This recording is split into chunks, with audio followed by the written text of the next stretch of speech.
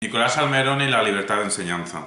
En 1869 Nicolás Salmerón publica un artículo titulado La libertad de enseñanza en el Boletín de la Universidad de Madrid 1869, cuya tesis principal es libre comunicación y racional progreso. Subrayamos lo de racional progreso. No nos sirve cualquier progreso, sino un progreso que se atenga a las leyes de la razón.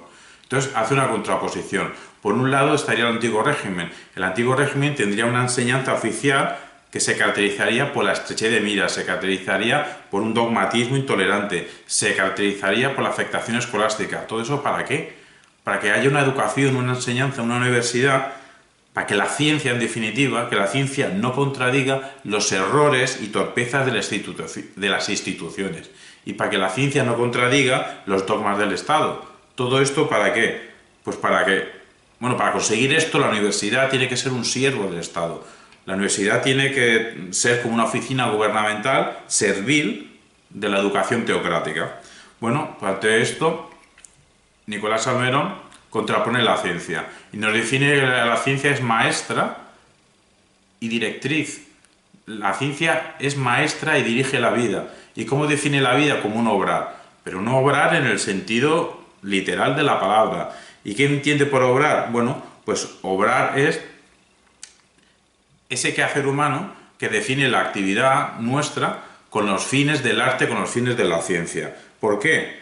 Porque la ciencia tiene que ser, cuando realmente se le escucha, la voz del progreso, la voz de la perfectibilidad humana. El ser humano, naturaleza humana, en el parecer de Nicolás Salmerón, es susceptible de evolucionar. Tiene una concepción de la historia evolucionista. Entonces, a la ciencia se le debe. Hay instituciones culturales que han contraído deudas con la ciencia. ¿Quiénes? Pues a la ciencia le debe la industria sus descubrimientos potentes y maravillosos, el arte su ideal, el derecho su regla, la moral su ley, incluso la religión su principio. Bueno, nosotros a lo mejor matizaríamos que el principio religioso, más que obedecer a la ciencia, obedecería en todo caso a lo mejor a cierto uso de la razón, a cierta racionalidad. Pero bueno, lo que nos quiere decir Nicolás Salmerón es que hay que emancipar, todo esto se confluye en un objetivo concreto, político, que hay que emancipar la enseñanza de todo extraño poder, que pueda convertirla en una sierva del Estado. La enseñanza tiene que tener una función social. ¿Por qué? Porque la enseñanza es servir a la razón, y la razón nos dicta cómo es la sociedad. No es que nos dicta, la razón nos informa. Haciendo ejercicio de la razón, podemos llegar a ver que la sociedad no es una fragmentación, la sociedad no es una acumulación atomística de individuos.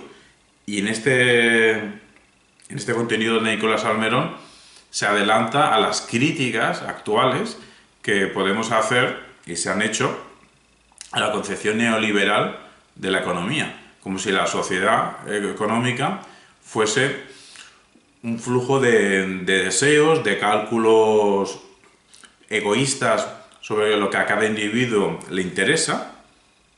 En definitiva, no es que la sociedad es eso, es que se dice que no hay sociedad, que solo hay una acumulación de individuos, de cálculos egoístas. Pues no, Nicolás Salmerón ya nos marca que la sociedad no es una acumulación atomística de individuos. Por todo esto, como no puede ser sierva del Estado y de un Estado relacionado con la Iglesia, estamos hablando de 1869, pero que en España este vínculo, sigue en cierta manera, pequeña vinculación todavía existe en 2020, pero que sobre todo hasta 1975.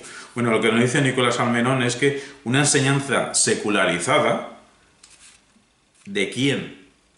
Queremos una enseñanza secularizada, pero una enseñanza secularizada, o sea, independiente de la enseñanza eclesiástica, de la enseñanza religiosa. Y todo eso, ¿cómo se consigue? ¿Cómo se cumple? En el ámbito universitario y ámbito escolar. En el ámbito universitario nos dice literalmente Nicolás Salmerón que hay que borrar la teología dogmática de los cuadros de estudios oficiales.